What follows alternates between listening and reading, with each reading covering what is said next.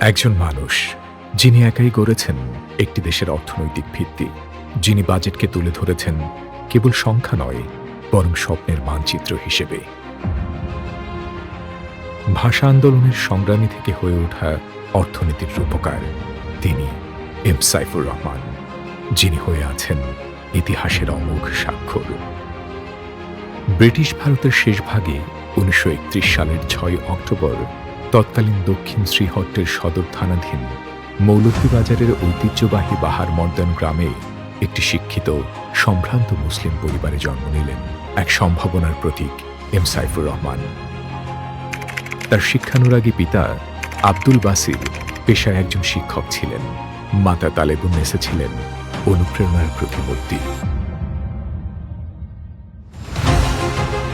British শাসনের অন্ধকার সময়ে তারাও বিশ্বাস করতেন শিক্ষাই মুক্তির পথ, কিন্তু দুঃখ ও দুর্ভাগ্যজনকভাবে প্রাথমিক শিক্ষাকালেই কলেরায় আক্রান্ত হয়ে এম সাইফুর রহমানের শিক্ষাবিদ পিতা আব্দুল বাসির ইন্তেকাল করেন। ৩ পুত্র সন্তানকে নিয়ে দুচোখে অন্ধকার দেখেন সাইফুর জননী বেগম তালেবুন্নেসা।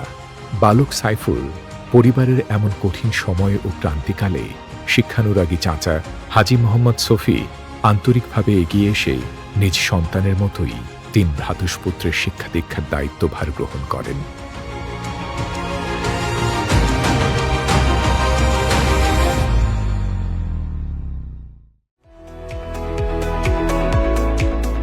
এই ঐতিহ্যবাহী বাহার মর্দান গ্রাম থেকেই শুরু হয় এক দীর্ঘ পথ চলা, যার শেষ প্রান্তে দাঁড়িয়েছিল পুরো একটি দেশের অর্থনৈতিক জাগরণ।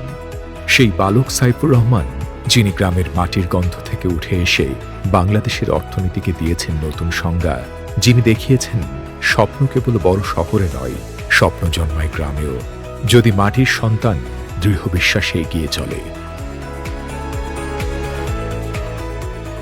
এম সাইফুর রহমানের ভাষ্যমতে আমাদের বাড়ির পশ্চিমের বাড়িটি ছিল আব্দুল মালিক ফাতির মিয়া চাচার, যাকে আমরা সবাই মাস্টার চাচা বলেই ডাকতাম।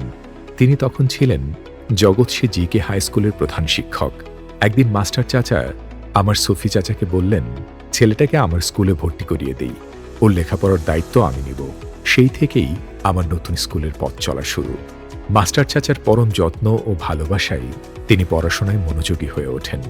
2 বছর জগৎসী বিদ্যালয়ে অধ্যয়ন শেষে তিনি ভর্তি হন মৌলভীবাজার সরকারি উচ্চ বিদ্যালয়ে 3য় শ্রেণীতে। এরপর 1949 সালে তিনি ইতিহাস বিষয়ে লেটারমার্ক সহ কৃতিত্বের সঙ্গে ম্যাট্রিকুলেশন পরীক্ষায় উত্তীর্ণ হন, যা ছিল তার মেধা ও অধ্যবসায়ের প্রথম বড় স্বীকৃতি।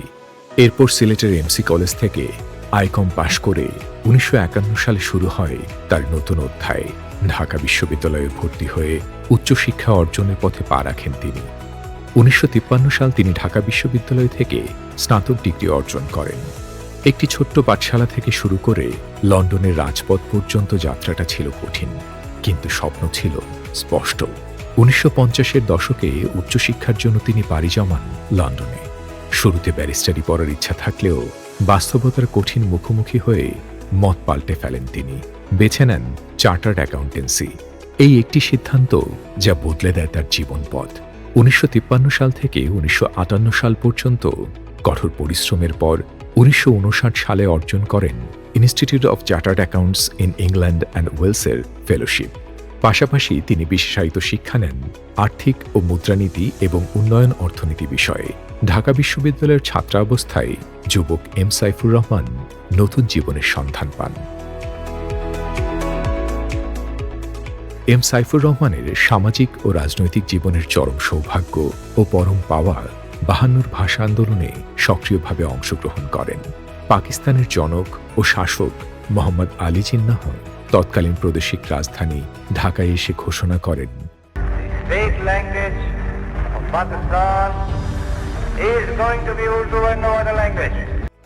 জিন্নার ঘোষণা মানি না মানব না বলে তৎকালীন পূর্ব বাংলার ছাত্র সমাজ প্রতিবাদী হয়ে আন্দোলন সংগ্রাম করে তোলে। এই আন্দোলন সংগ্রামে তিনি নিজে উপস্থিত থেকে রাজপথে নামেন এবং পরবর্তীতে এর জন্য এম সাইফুর রহমান কারাবরণ করেন। পরবর্তীতে তিনি নথি স্বীকার কিংবা মুচলেকা প্রদান করত মুক্তি চাননি। কারাযাতনা শেষে আইনি লড়াইয়ের মাধ্যমে তিনি মুক্তি লাভ করেছিলেন। এম সাইফুর রহমান শিক্ষাজীবন শেষে ১৯৫৯ সালে ব্রিটিশ অক্সিজেন কোম্পানিতে যোগ দিয়েছিলেন। তার কর্মস্থল ছিল পাকিস্তানের করাচিতে, তবে সেখানে স্থায়ী হননি। ফিরে আসেন দেশে, নিজের মাটিতে। ১৯৬২ সালে ২ সহকর্মীকে নিয়ে রহমান হক অ্যান্ড কোম্পানি নামে একটি নিরীক্ষা ফার্ম প্রতিষ্ঠা করেছিলেন। 41 ইয়ার্স একটা ফার্ম থাকা বাংলাদেশে বেশ ইটস অ্যান অ্যাচিভমেন্ট। ১৯৬০ সালের ১২ জুলাই বিবাহ বন্ধনে আবদ্ধ হন বন্দরনগরী চট্টগ্রামের এক অভিজাত খানদানি পরিবারের কৃতিকন্যা বেগম দুর্রে সামাদ রহমানের সাথে। তার কর্মজীবন দিয়ে সারা বিশ্বে পরিচিত একখণ্ড বাংলাদেশ হিসেবে সবচেয়ে বেশি ১২ বার বাজেট পেশ করেছেন বর্ষিয়ান এই নেতা। শহীদ প্রেসিডেন্ট জিয়াউর রহমানের ঘনিষ্ঠ সহচর ও একান্ত বিশ্বস্ত হিসেবে শহীদ প্রেসিডেন্ট জিয়াউর রহমানের শাসনামলেই ছিলেন বাণিজ্যমন্ত্রী। শহীদ জিয়াউর রহমানের পরে বেগম খালেদা জিয়ার নেতৃত্বে গঠিত ৩ বারের বিএনপি সরকারের ছিলেন নির্ভরযোগ্য অর্থমন্ত্রী। তাকে সর্বপ্রথম রাজনীতিতে আনেন শহীদ প্রেসিডেন্ট জিয়াউর রহমান। প্রেসিডেন্ট জিয়াউর রহমানের সঙ্গে আমার সাক্ষাৎ হয় ১৯৭২ সালের ২২শে জানুয়ারি ধানমন্ডির এক বাড়িতে। তারপরে ওনার সঙ্গে কথা বলে আমার কাছে মনে হলো he is very sincere face of the country and change the face of the people, এবং তার এই ব্যক্তিত্বে আমাকে আকর্ষণ করে। তাই আমার এত লুক্রেটিভ প্রফেশন, মানে I was the highest paid professional in Bangladesh in those days, সেটা ছেড়ে দিয়ে তার কথায় আমি রাজনীতিতে ঝাঁপিয়ে পড়ি। সাইফুর রহমান ১৯৬৯ সালে পাকিস্তানের জাতীয় বেতন কমিশনে বেসরকারি খাত হতে একমাত্র সদস্য মনোনীত হন। ১৯৭৩ ও ১৯৭৫ সালে বাংলাদেশ জাতীয় বেতন কমিশনের সদস্য হিসেবে যুক্ত হন দেশের অর্থনৈতিক পুনর্গঠনে। ১৯৭৬ সাল থেকে ১৯৮২ সাল পর্যন্ত বাংলাদেশ সরকারের বাণিজ্য ও অর্থমন্ত্রীর দায়িত্ব পালন করেন। তিনি ছিলেন এক স্বপ্নের স্থপতি, যিনি সংখ্যার ভেতর থেকে গড়ে তুলেছিলেন এক সমৃদ্ধ বাংলাদেশের ভিত্তি।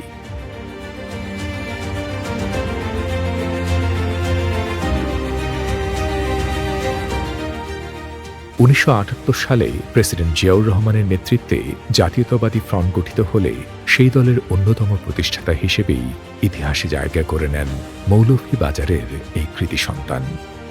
জাগদল বিলুপ্ত করে ১৯৭৮ সালের ১ সেপ্টেম্বর বিএনপির জন্ম। সে দলেরও প্রতিষ্ঠাতাদের মধ্যে অন্যতম ছিলেন মৌলভীবাজারের কৃতি সন্তান সাইফুর রহমান। সাবেক রাষ্ট্রপতি জিয়াউর রহমানের মৃত্যুর পর এইচ.এম. এরশাদ সামরিক শাসন জারি করেন। অনেক রাজনৈতিক ব্যক্তির সাথে সাইফুর রহমানকে গ্রেপ্তার করা হয়। তাকে জাতীয় পার্টিতে যোগ দেওয়ার জন্য বিভিন্নভাবে চাপ ও হুমকি দেয়া হয়, কিন্তু জাতীয়তাবাদী আদর্শে অবিচল থাকেন সাইফুর রহমান। তারই প্রতিদান হিসেবে দেশনেত্রী বেগম খালেদা জিয়া যতবার ক্ষমতায় গেছেন ততবারই তাকে দায়িত্ব দিয়েছেন অর্থমন্ত্রীর। ১৯৭৯ সালে তিনি মৌলভীবাজার সদর আসন থেকে প্রথমবারের মতো জাতীয় সংসদ সদস্য মনোনীত হন। একই সময়ে তিনি অর্থ ও পরিকল্পনা মন্ত্রীর দায়িত্ব পালন করেন। সাইফুর রহমান ১৯৭৯ সালে রাষ্ট্রপতির বিশেষ দূত হিসেবে ভারত, শ্রীলঙ্কা ও পাকিস্তান সফর করেন। এম সাইফুর রহমান ১৯৯৪-৯৫ সালে এশিয়ান উন্নয়ন ব্যাংকের ভাইস চেয়ারম্যান। ১৯৮০-৮২ এবং ১৯৯১-৯৫ সময়কালে তিনি বিশ্বব্যাংক, এশিয়ান উন্নয়ন ব্যাংক, ইসলামী উন্নয়ন ও ইফাইডের বাংলাদেশ গভর্নরের দায়িত্ব পালন করেন। তিনি অর্থনৈতিক কাউন্সিলের নির্বাহী কমিটি একনেকের চেয়ারম্যান ছিলেন। ১৯৯৫ সালে কলম্বিয়ায় অনুষ্ঠিত জোট নিরপেক্ষ সম্মেলনে এবং একই বছর বসনিয়ায় অনুষ্ঠিত ওআইসি সম্মেলনেও বাংলাদেশের প্রতিনিধিত্ব করেন সাইফুর রহমান। পেশাগত জীবনে তিনি কেমিক্যাল, তেল গ্যাস উত্তোলন, ট্রান্সপোর্ট, ব্যাংকিং, ইন্স্যুরেন্স ইত্যাদি বিভিন্ন বিষয়ক জাতীয় ও আন্তর্জাতিক সংস্থার পরামর্শক হিসেবে দায়িত্ব পালন করেন। এম সাইফুর রহমান ছিলেন বাংলাদেশের অর্থনীতির গেম চেঞ্জার।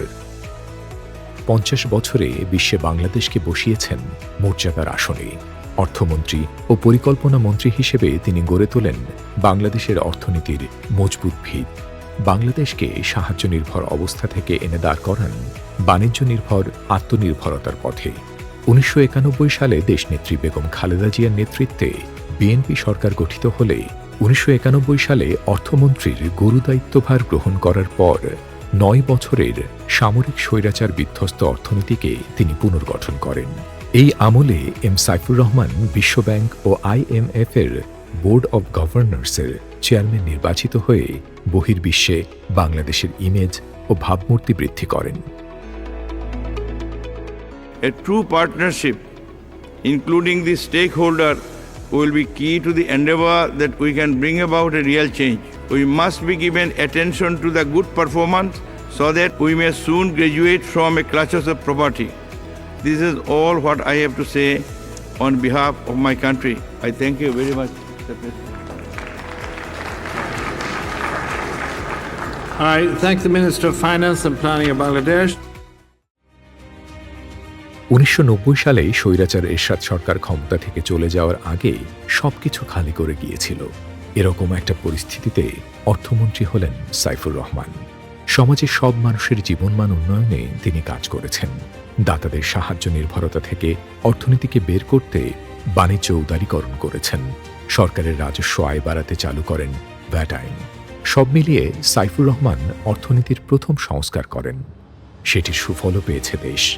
এ সময় তিনি ভ্যাট, তৈরি পোশাক খাতে ব্যাক টু ব্যাক ঋণপত্র ও বন্ডেড ওয়্যারহাউস সুবিধা চালুসহ অর্থনীতিতে ব্যক্তি খাতের বিকাশ ও নীতির প্রণয়নে গুরুত্বপূর্ণ ভূমিকা পালন করেন। ২০০১ সালে বেগম খালেদা জিয়ার নেতৃত্বে ৪ দলীয় জোট সরকার গঠিত হলে এম সাইফুর রহমান অর্থের সঙ্গে পরিকল্পনা মন্ত্রীর দায়িত্বভার গ্রহণ করেন।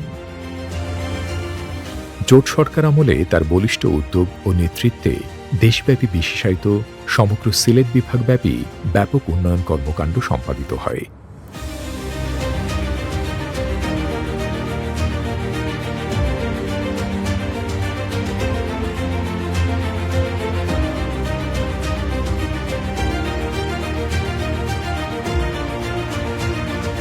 দেশীয় শিক্ষার মান উন্নয়নে তিনি বিদ্যালয়সমূহে ফুড ফর এডুকেশন, শিক্ষার বিনিময়ে খাদ্য কর্মসূচি চালু করেন।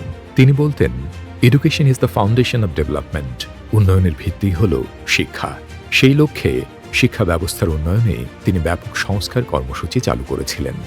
৫২ ভাষা সৈনিক এম সাইফুর রহমানকে জাতি এই সময় ২১ পদকে ভূষিত করেন। তিনি এমনই একজন ছিলেন যিনি সংস্কারমূলক পদক্ষেপ নেয়ার আগে পদত্যাগপত্র তৈরি করে রাখতেন।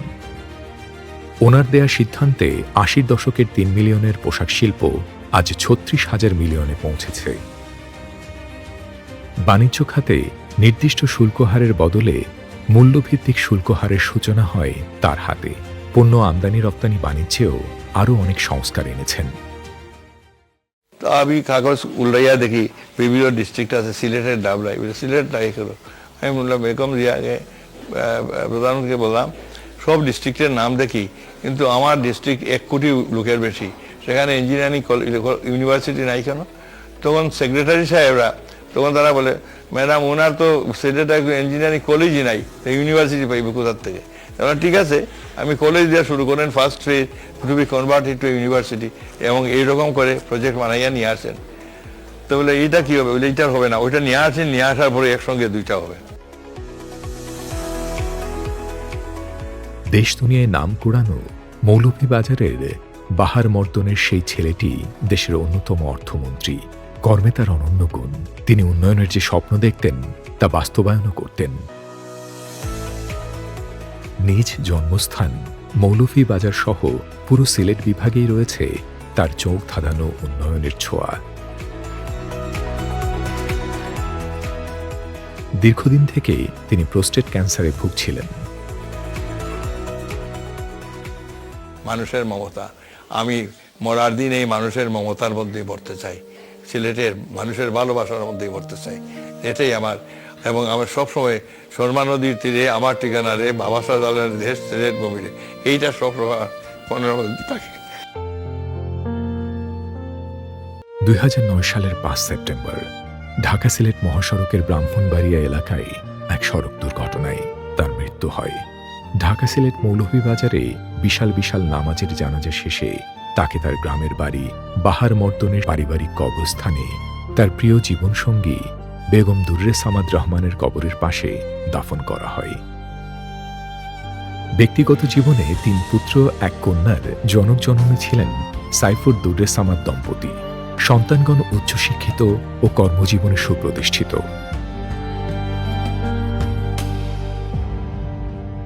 আমি নীরব, তবুও আমার স্তব্ধতা তোমায় ডাকে। জাগ্রত বিবেককে প্রশ্ন করি, তুমি যা কিছু রেখে গিয়েছ সেসব কি মৃত্যুর পরেও কথা বলে? জীবন ক্ষণিক, কিন্তু আমূল চিরন্তন। বেঁচে থাকো তুমি লাখো মানুষের হৃদয়ে, তবু তোমার কাজ বেঁচে আছে অদৃশ্য স্মারক হয়ে।